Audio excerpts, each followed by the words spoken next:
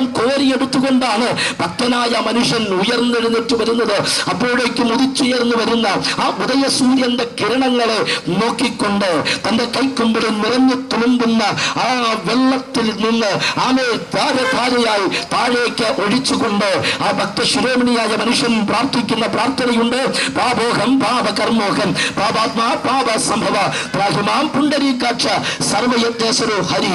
എന്താണ് ആ പ്രാർത്ഥനയുടെ അർത്ഥം? ഞാൻ പാപിയാണ്, ഞാൻ പാപത്തിന്റെ കർമ്മഫലമാണ്, ഞാൻ പാപത്തിന്റെ ആത്മാവാണ്, എന്റെ പ്രവൃത്തികളെല്ലാം പാപമാണ്. പാപമില്ലാത്ത സർവേശ്വര, എന്നെ പാപത്തിൽ നിന്നും രക്ഷിക്കണമേ എന്നാണ് നൂറ്റാണ്ടുകൾക്ക് മുമ്പ് മുതൽ നമ്മുടെ നാട്ടിൽ ഭക്തശിരോമണികളായ മുനിമാരും ഋഷിമാരും ആളുകളുമൊക്കെ പ്രാർത്ഥിച്ചു കൊണ്ടിരുന്നത്. അവിടെ കൊണ്ട് കഴിഞ്ഞില്ല അവരുടെ പ്രാർത്ഥന. അസത്തോമ സദ്ഗമയ, തമസോമ ജ്യോതിർഗമയ, മൃത്യോർമ അമൃതം ഗമയ എന്ന് പറഞ്ഞ് പ്രാർത്ഥിച്ചുകൊണ്ട് ഇരുട്ടിൽ നിന്നും വെളിച്ചത്തിലേക്ക് ഞങ്ങളെ നടത്തണമേ, മരണത്തിൽ നിന്നും ജീവനിലേക്ക് ഞങ്ങളെ നടത്തണമേ, അസത്യത്തിൽ നിന്നും സത്യത്തിലേക്ക് ഞങ്ങളെ വഴി നടത്തണമേ. എന്താണ് അവർ പ്രാർത്ഥിച്ചു വന്നത്? ഇരുട്ടിൽ നിന്നും വെളിച്ചത്തിലേക്ക് ഞങ്ങളെ വഴി നടത്തണമേ. ശ്രീഗീത പ്രാർത്ഥനയുടെ ആശയം എന്താണ്? നമ്മുടെ തലയ്ക്ക് മുകളിൽ കത്തിച്ചൊലിച്ച് നിന്നുകൊണ്ട് ഈ ഭൂമിയെ മുഴുവൻ പ്രകാശമുള്ളതാക്കി മാറ്റുന്ന സൂര്യൻ ഇങ്ങനെ കത്തിച്ചൊലിച്ച് പ്രഭ ചൊരിഞ്ഞുകൊണ്ട് നിൽക്കുമ്പോൾ നമ്മുടെ ഭക്തന്മാർ പ്രാർത്ഥിക്കുകയാണ്, ഇരുട്ടിൽ നിന്നും വെളിച്ചത്തിലേക്ക് ഞങ്ങളെ വഴി നടത്തണമേ. ഇനി ഈ സൂര്യൻ അസ്തമിച്ച് അന്ധകാരം വരുമ്പോൾ ഇരുട്ടിന്റെ അന്ധകാരത്തെ വകഞ്ഞു മാറ്റാൻ പാകമുള്ള മനുഷ്യ നിർമ്മിതമായ വെളിച്ചങ്ങൾ എല്ലായിടത്തും മിന്നി ശോഭിച്ചുകൊണ്ട് ഇരുട്ടിനെ അകറ്റി നിർത്തുമ്പോൾ മനുഷ്യൻ പ്രാർത്ഥിക്കുന്നു, ഇരുട്ടിൽ നിന്നും വെളിച്ചത്തിലേക്ക് ഞങ്ങളെ വഴി നടത്തണമേ. അപ്പൊ സൂര്യനും ചന്ദ്രനും ഉൾപ്പെടെ മനുഷ്യ നിർമ്മിതങ്ങളായ വെളിച്ചങ്ങൾ ഉൾപ്പെടെ മനുഷ്യന് വെളിച്ചം കൊടുക്കാൻ, ഇരുട്ടിനെ അകറ്റാൻ, മനുഷ്യന് കണ്ണുകൊണ്ട് കണ്ട് സഞ്ചരിക്കാൻ പാകത്തിൽ വഴിയൊരുക്കാൻ ഇവിടെ കത്തിച്ചൊലിച്ച് തെളിഞ്ഞു നിൽക്കുമ്പോൾ എന്തുകൊണ്ടാണ് ഭക്തന്മാർ പ്രാർത്ഥിച്ചത്? ഇരുട്ടിൽ നിന്നും വെളിച്ചത്തിലേക്ക് ഞങ്ങളെ വഴി നടത്തണമേ. അവർ ഉദ്ദേശിക്കുന്ന വെളിച്ചം നമ്മുടെ ചുറ്റും മൂടുന്ന ഈ കണ്ണുകൊണ്ട് കാണാൻ കഴിയുന്ന അന്ധകാരത്തെ കുറിച്ചല്ല അവർ പറയുന്നത്, മറിച്ച് മനുഷ്യന്റെ മനസ്സിൽ കുടികൊള്ളുന്ന, മനുഷ്യന്റെ സ്വഭാവത്തിൽ കുടികൊള്ളുന്ന പാപമെന്ന് പറയുന്ന ഇരുട്ടിനകത്തു നിന്ന് നീതി എന്ന സത്യമെന്ന വെളിച്ചത്തിലേക്ക് ഞങ്ങളെ വഴി നടത്തണമേ എന്നാണ് ഭക്ത ശിരോമണികൾ പ്രാർത്ഥിച്ചിട്ടുള്ളത്. ബൈബിൾ പറയുന്നു, ഒരു വ്യത്യാസവുമില്ല, എല്ലാവരും പാപം ചെയ്ത് ദൈവ തേജസ് ഇല്ലാത്തവരായി തീർന്നിരിക്കുകയാണ്. ഒരു നീതിമാൻ ആരുമില്ല, ഒരുത്തൻ പോലുമില്ല എന്ന് ബൈബിൾ കൃത്യമായി പറയുന്നു. ഇനി മറ്റു മതങ്ങളൊക്കെ എടുത്തു നോക്കുക, ബുദ്ധമത ഗ്രന്ഥം പരിശോധിക്കുക, സ്വരാഷ്ട്രമതത്തിന്റെ ഗ്രന്ഥം പഠിക്കുക, സിഖ് മതത്തിന്റെ ഗ്രന്ഥം പഠിക്കുക, ഏത് മതഗ്രന്ഥം എടുത്തു നോക്കിയാലും അതിലൊക്കെ വളരെ കൃത്യമായി രേഖപ്പെടുത്തി വെച്ചിട്ടുണ്ട് മനുഷ്യൻ പാപിയാണ് എന്നുള്ളത്. എന്നാൽ ബൈബിളിന് മാത്രം ഒരു പ്രത്യേകതയുണ്ട്. ബൈബിൾ മനുഷ്യൻ പാപിയാണെന്ന് മാത്രം വെളിപ്പെടുത്തുന്ന ഗ്രന്ഥം മാത്രമല്ല, മറിച്ച് ആ പാപത്തിന് ശാശ്വതമായ പരിഹാരം എവിടെയാണ് എന്ന് വെളിപ്പെടുത്തുന്ന ഒരു ഗ്രന്ഥം കൂടെയാണ് വിശുദ്ധ ബൈബിൾ.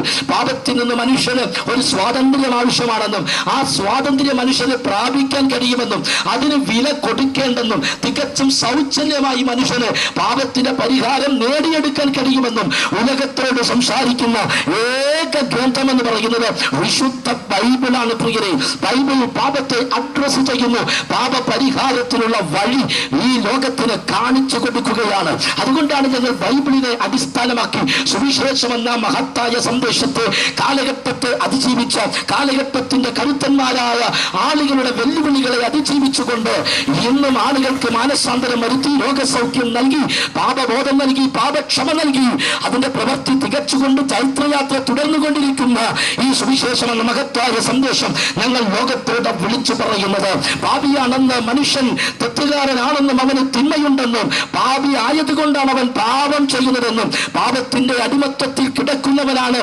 അവനെന്നും ലോകത്തോട് വിളിച്ചു പറയുമ്പോൾ തന്നെ ആ പാപത്തിന്റെ പരിഹാരം എന്താണെന്ന് ബൈബിൾ ലോകത്തോട് വിളിച്ചു പറയുന്നു. ബൈബിൾ പറയുന്ന ചില സത്യങ്ങൾ കൂടി പറഞ്ഞ് എന്റെ വാക്കുകൾക്ക് ഞാൻ വിരാമം കുറിക്കാം. മനുഷ്യൻ പാപിയാണെന്ന് ബൈബിൾ ലോകത്തോട് വിളിച്ചു പറയുമ്പോൾ മറ്റൊന്നുകൂടെ ബൈബിൾ വിളിച്ചു പറയുന്നു, പ്രവൃത്തിയാൽ മനുഷ്യന് പാപത്തിൽ നിന്നും രക്ഷപ്പെടുവാൻ കഴിയത്തില്ല.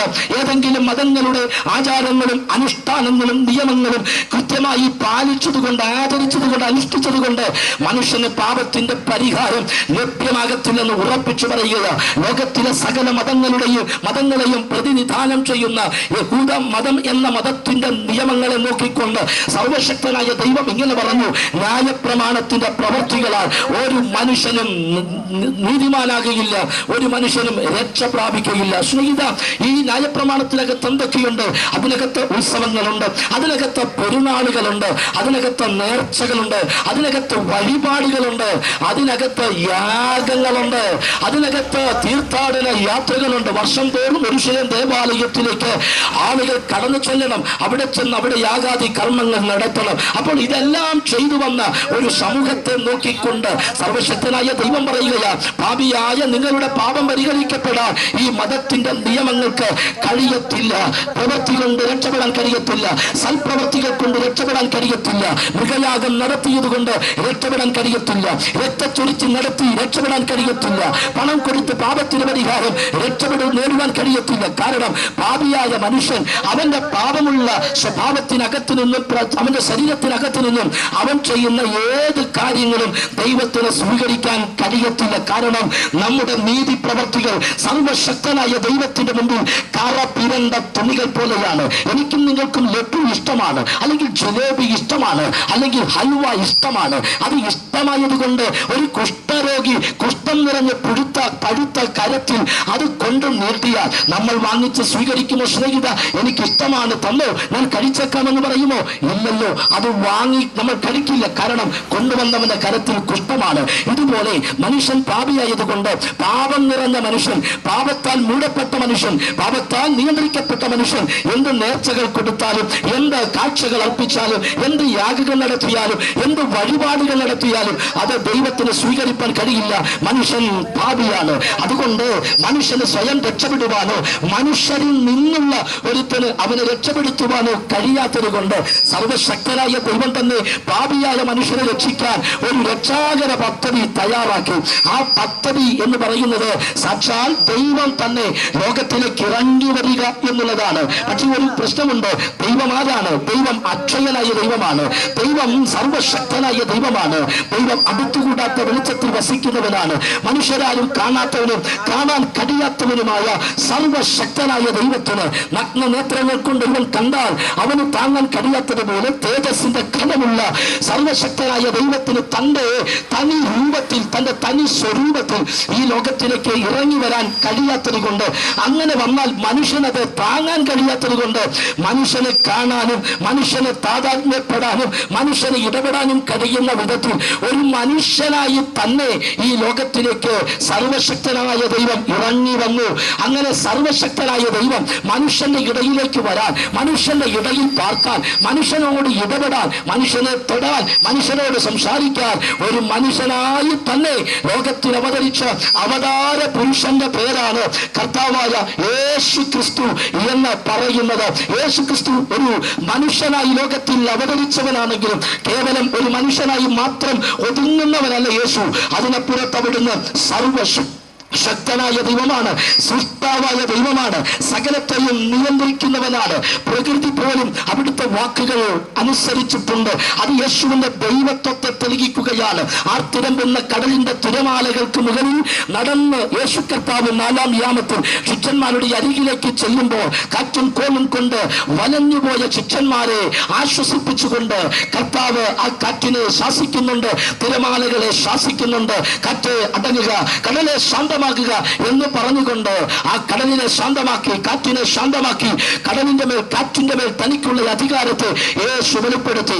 ആ തിരുമ്പുന്ന കടലിന്റെ തിരമാലകൾക്ക് മുകളിൽ കൂടെ നടന്ന് ആ തിരമാലകളെ കാൽക്കീഴിലാക്കിക്കൊണ്ട് സമുദ്രത്തിന്റെ മേലുള്ള തന്റെ ആധിപത്യം യേശു വെളിപ്പെടുത്തി. താൻ ഒരു മനുഷ്യനായി ഭൂമിയിൽ പിറന്നവനാണെങ്കിലും കേവലം ഒരു മനുഷ്യൻ മാത്രമല്ല, ഒരു മനുഷ്യനും ചെയ്യാൻ പറ്റാത്തത് എനിക്ക് ചെയ്യാൻ പറ്റുന്ന സർവശക്തനായ ദൈവമാണ് ഞാനെന്ന് പറഞ്ഞുകൊണ്ട് യേശു തന്റെ ദൈവത്വത്തെ സ്ഥാപിച്ചു. പ്രിയരെ, അങ്ങനെ ദൈവത്തെ സർവശക്തനായ ദൈവം മനുഷ്യനായി ലോകത്തിൽ അവതരിച്ചു. ആ അവതാര പുരുഷന്റെ പേരാണ് കർത്താവായ യേശു ക്രിസ്തു. ആരൊക്കെയോ യേശുവിനെ കേവലം ഒരു അത്ഭുതങ്ങൾ ചെയ്യുന്ന ഒരു പുരുഷനായിട്ടും കേവലം കാര്യങ്ങളെ പ്രവചിച്ചു പറയുന്ന ഒരു പ്രവാചകനായും മാത്രം തരം താഴ്ത്തുമ്പോൾ ഞങ്ങൾ പറയുന്നു, അതെ, യേശു അത്ഭുതങ്ങൾ ചെയ്യുന്നവനാണ്. യേശു കാര്യങ്ങളെ കൃത്യമായി പ്രവചിച്ചിട്ടുള്ള, ലോകം കണ്ടതിൽ ഏറ്റവും കൃത്യനിഷ്ഠയുള്ള, ഏറ്റവും വിശ്വസനീയമായ, വിശ്വാസയോഗ്യനായ പ്രവാചകനാണ് കർത്താവ് യേശു യേശു ക്രിസ്തു. എന്നാൽ അവിടെ കൊണ്ട് മാത്രം ഒതുങ്ങുന്നവനല്ല, അവിടുന്ന് സർവശക്തനായ ദൈവമാണ്. അവൻ ദൈവമായ സർവശക്തനായവൻ മനുഷ്യനായി ലോകത്തിൽ അവതരിച്ച കുഞ്ഞിനെ പേർ വിളിച്ചു യേശു ക്രിസ്തു. എന്തിനാണ് സർവശക്തനായവൻ മനുഷ്യനായി ലോകത്തിൽ അവതരിച്ചത്? ദൈവത്തിനൊരു പ്രത്യേകതയുണ്ട്. ദൈവം നീതിമാനാണ്. പാപത്തെ ശിക്ഷിക്കണം, പാപിയെ രക്ഷിക്കണം. ഇത് രണ്ടും ദൈവത്തിന് ചെയ്തേ പറ്റൂ. പാപത്തെ ശിക്ഷിക്കാതെ പാപിയെ രക്ഷിക്കുക എന്നുള്ളത് ദൈവത്തിന്റെ നീതിക്ക് നിരക്കാത്തതായതുകൊണ്ട് പാപിയായ മനുഷ്യൻ അനുഭവിക്കേണ്ട ശിക്ഷ, ന്യായമായ ശിക്ഷ മരണമാണ്. ബൈബിൾ അത് കൃത്യമായി വിളിച്ചു പറയുന്നു. പാപത്തിന്റെ ശമ്പളം മരണമാണ് സ്നേഹിത. അതുകൊണ്ട് പാപിയായ മനുഷ്യൻ മരിക്കണം. അതാണ് ദൈവത്തിന്റെ നിയമം. പക്ഷേ ദൈവം സ്നേഹവാനായതുകൊണ്ട്, ദൈവം കരുണയുള്ളവനായതുകൊണ്ട്, ദൈവം മനസ്സലിവുള്ളവനായതുകൊണ്ട് തന്റെ സൃഷ്ടികളിൽ ആരും നശിച്ചു പോകാതെ എല്ലാവരും നിത്യജീവൻ പ്രാപിക്കണമെന്ന് അവിടുന്ന് വല്ലാതെ കൊതിക്കുന്നത് കൊണ്ട്, ആഗ്രഹിക്കുന്നത് കൊണ്ട് കർത്താവായ ക്രിസ്തുയേശു എന്ന സർവശക്തനായ ദൈവം വേഷത്തിൽ മനുഷ്യനായി, രൂപത്തിദാസനായി ലോകത്തിൽ അവതരിച്ചിട്ട് എന്റെ മരണത്തെ എനിക്ക് പകരമായി യേശു കർത്താവ് ഏറ്റെടുക്കുകയായിരുന്നു. നിങ്ങൾ മരിക്കേണ്ടതിന് പകരം നിങ്ങൾക്ക് പകരം യേശു കർത്താവ് കാൽവരി ക്രൂശിൽ മരിക്കുകയായിരുന്നു. അങ്ങനെ മരിക്കണമെങ്കിൽ യേശു കർത്താവ് പാപം ചെയ്തിട്ടില്ല സ്നേഹിത. യേശു കർത്താവ് ഒരു തെറ്റും ചെയ്തിട്ടില്ല. നിർദോഷനാണ്, നിർമ്മലനാണ്, നിഷ്കളങ്കനാണ്. നിരപവാദ്യമായ ജീവിതം നയിച്ച നിഷ്കളങ്കനായ പരമപുരുഷനാണ് കർത്താവായ യേശു ക്രിസ്തു. എന്നാൽ എന്റെയും നിങ്ങളുടെയും സകല പാപങ്ങളും, ജീവിതത്തിൽ ചെയ്തു പോയ എല്ലാ പാപങ്ങളെയും യേശു കർത്താവിന്റെ ശരീരത്തിന് മേൽ ചുമത്തി ഒരു കഴുത ചുമടെടുക്കുന്നത് പോലെ, എൻ്റെ ഈ പ്രസംഗത്തിന്റെ കൂടെ നിങ്ങളുണ്ടെങ്കിൽ നിങ്ങൾക്ക് ആ ചിത്രം മനസ്സിൽ കാണാൻ കഴിയും. ഒരു കഴുത ചുമടെടുക്കുന്നത് പോലെ ലോകത്തിലെ മുഴുവൻ മനുഷ്യന്റെയും പാപങ്ങൾ യേശുവിന്റെ മേൽ വെച്ചു കെട്ടിക്കൊടുത്തു സർവശക്തനായ ദൈവം. ആ പാപഭാരം പേറിക്കൊണ്ടാണ് എനിക്ക് പകരം, നിങ്ങൾക്ക് പകരം കർത്താവായ ക്രിസ്തുയേശു കാൽവരി ക്രൂശിൽ മരിച്ചത്. ഗെത്സമനെ തോട്ടത്തിൽ പിടിക്കപ്പെട്ട രാത്രിയിൽ വിവിധ കോടതികളിൽ, യഹൂദന്റെ മതക്കോടതിയിലും റോമാ ഗവൺമെന്റിന്റെ സിവിൽ കോടതിയിലും മാറി മാറി പലയാവർത്തി വിസ്തരിക്കപ്പെട്ട കർത്താവായ യേശു ക്രിസ്തു മാറി മാറി വിസ്തരിച്ചു, തിരിച്ചും മറിച്ചുമിട്ട് വിസ്തരിച്ചു. എല്ലാ മേഖലയും സൂക്ഷ്മമായി നിരീക്ഷിച്ചിട്ടും യേശുവിന്റെ മേൽ ഒരു കുറ്റവും തെളിയിക്കാൻ, ആരോപിക്കപ്പെട്ട ഒരു കുറ്റവും യേശു ചെയ്തതായി സ്ഥാപിക്കാൻ ആർക്കും കഴിഞ്ഞിട്ടില്ല. കള്ളസാക്ഷികളെ കൊണ്ടുവന്ന് കള്ളസാക്ഷ്യം പറയിച്ചു നോക്കി, എന്നിട്ടും ഒരു തെറ്റും യേശുവിന്റെ മേൽ തെളിയിക്കാൻ പറ്റുകയില്ല. സാക്ഷ്യം കള്ളമാണെന്ന് തെളിയിക്കപ്പെട്ടു. എന്നിട്ടും യേശു ക്രൂശിക്കപ്പെടണമെന്നുള്ള ദൈവത്തിന്റെ നിർണയം പൂർത്തീകരിക്കപ്പെടേണ്ടതിന് യഹൂദന്മാർ അലറി വിളിച്ചു, അവനെ ക്രൂശിക്ക, അവനെ ക്രൂശിക്ക. മുഴു ലോകത്തിന്റെയും രക്ഷയ്ക്കും പാപത്തിന്റെ പരിഹാരത്തിനും വേണ്ടി ഒരുവൻ ക്രൂശിൽ മരിക്കണമെന്നുള്ളത് ദൈവത്തിന്റെ പദ്ധതിയായതുകൊണ്ട്, ദൈവത്തിന്റെ പ്ലാനായതുകൊണ്ട് അവരുടെ ആക്രോശത്തിന് മുമ്പിൽ പീലാത്തോസ് യേശുവിനെ ക്രൂശിക്കുവാൻ ഏൽപ്പിച്ച് കൊടുക്കുകയാണ്. യേശു ക്രിസ്തുവിനെ ക്രൂശിക്കാൻ ഏൽപ്പിച്ചു കൊടുത്തു. കബതയുടെ കൽത്തളത്തിൽ ആ കൽക്കുത്തി യേശുവിനെ ഒരു റാ പോലെ വളച്ചു നിർത്തി രണ്ട് റോമൻ പടയാളികൾ ഇരുവശത്തും നിന്നുകൊണ്ട് ചട്ടമാറുകൊണ്ട് മാറി മാറി യേശുവിനെ അടിച്ചു. യേശുവിന്റെ പുറം ഉടലിച്ചാല് പോലെ കീറി അവിടുത്തെ മുഖത്തെ റോമൻ നാണയ തുട്ടികൾ ചേർത്ത് വെച്ച് പിടിതെടുത്തു. യേശുവിന്റെ മുഖത്ത് അടിച്ചു, തുപ്പി, കണ്ണുകെട്ടി യേശുവിന്റെ മുഖത്ത് അടിച്ചിട്ട് നിന്നെ തല്ലിയത് ആരെന്ന് ഞങ്ങളോട് പ്രവചിക്ക എന്ന് പറഞ്ഞ് യേശുവിനെ പരിഹസിച്ചു. യേശു അവിടെയും പതറിയില്ല. ജീവൻ നഷ്ടപ്പെട്ടവനെ പോലെ ശരീരം മുഴുവൻ മുറിവെത്തവനായി, രക്തം ചിന്തി ഒഴുകുന്നവനായി യേശു കർത്താവ് കണ്ടാൽ ആളല്ല എന്ന് തോന്നുമാറ് വിരൂപമായി പുറത്തേക്ക് ഇറങ്ങി വരികയാ. തകർക്കപ്പെട്ട യേശുവിനെ നോക്കിക്കൊണ്ട് പുരുഷാരം സന്തോഷത്താൽ അട്ടഹസിച്ചു. അവിടം കൊണ്ട് അവരുടെ കലി അടങ്ങിയില്ല. അവർ വീണ്ടും യേശുവിനെ നോക്കി പരിഹസിച്ചു. യേശുവിനെ ക്രൂശിക്കാനുള്ള ആ ക്രൂശിന്റെ മരക്കഷണങ്ങളിൽ ഒരെണ്ണം യേശു കർത്താവിന്റെ തോളിലേക്ക് വെച്ചു കൊടുത്തു. അത് എടുത്തുകൊണ്ട് വീണമെഴുന്നേറ്റും കോൽക്കോട്ട മല ലക്ഷ്യമാക്കി അവർ നടക്കുകയാണ്. ഒരു കാളയെ പിന്നിൽ നിന്ന് അടിച്ചടിച്ച് നടത്തുന്നത് പോലെ യേശു ക്രിസ്തുവിനെ പിറകിൽ നിന്ന് ചാട്ടമാറുകൊണ്ട് വീടുതോറും എഴുന്നേൽക്കാൻ അടിക്കാൻ തുടങ്ങി. അങ്ങനെ പാതിവഴി എത്തിയപ്പോൾ വീണുപോയി എന്ന കർത്താവ് അത് ചുമക്കാൻ കഴിഞ്ഞില്ല. ആ വഴി വയലിൽ നിന്ന് കയറി വന്ന ശിമോൻ എന്ന കുറേനക്കാരന്റെ കയ്യിലേക്ക്, അവന്റെ തോളിലേക്ക് ആ മരക്കഷണം എടുത്തു വെച്ചു കൊടുത്തു. അങ്ങനെ ഗോൽഗോഥ മലയിലെത്തിയ കർത്താവായ യേശു ക്രിസ്തു ആ പച്ചമര കുരിശിനോട് ചേർത്ത് വെച്ച് മൂന്നാണികളാൽ തറയ്ക്കപ്പെടുകയാണ് സ്നേഹിത.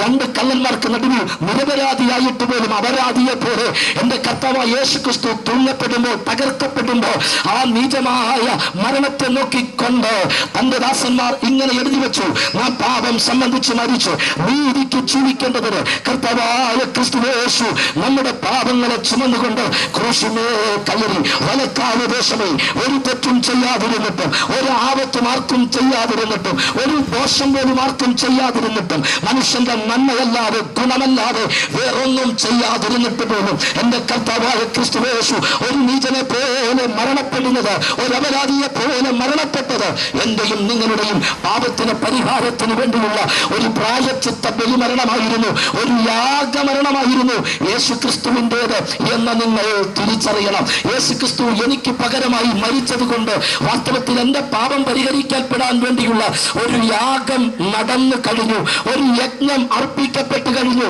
എന്റെ പാപം പരിഹരിക്കപ്പെടാനുള്ള രക്തം അവിടെ ചീന്തപ്പെട്ട് കഴിഞ്ഞിരിക്കുന്നു. എന്റെ പാപം പരിഹരിക്കപ്പെടാനുള്ള എല്ലാം അവിടെ സംഭവിച്ച് കഴിഞ്ഞിരിക്കുകയാണ്.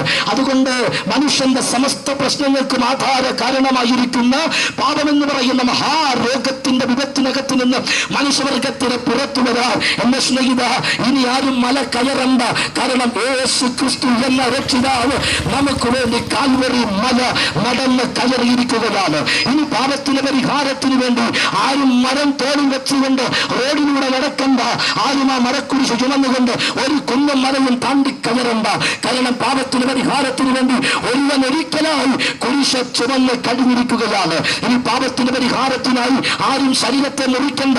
ഒരുവന്റെ ശരീരം എന്നേക്കുമായുള്ള പരിഹാരത്തിന് വേണ്ടി മുറിക്കപ്പെട്ടിരിക്കുകയാണ്. ഈ പാപത്തിന്റെ പരിഹാരത്തിന് വേണ്ടി ആരുടെയും രക്തം ചിന്തണ്ട.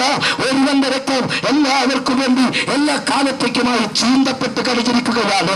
എന്നെ കേൾക്കുന്ന സ്നേഹിത, ഇനി പാപപരിഹാരത്തിന് തീർത്ഥാടനങ്ങൾ വേണ്ട, ഇനി പാപപരിഹാരത്തിന് വേണ്ടി യാഗങ്ങൾ വേണ്ട, ഇനി പാപപരിഹാരത്തിന് വേണ്ടി രക്തച്ചൊരിച്ചിൽ വേണ്ട, ഇനി പാപപരിഹാരത്തിന് വേണ്ടി മൃഗബലിയോ നരബലിയോ വേണ്ട, നേർച്ചകളോ കാഴ്ചകളോ അർപ്പണങ്ങളോ തർപ്പണങ്ങളോ പാപത്തിന്റെ പരിഹാരത്തിന് വേണ്ട.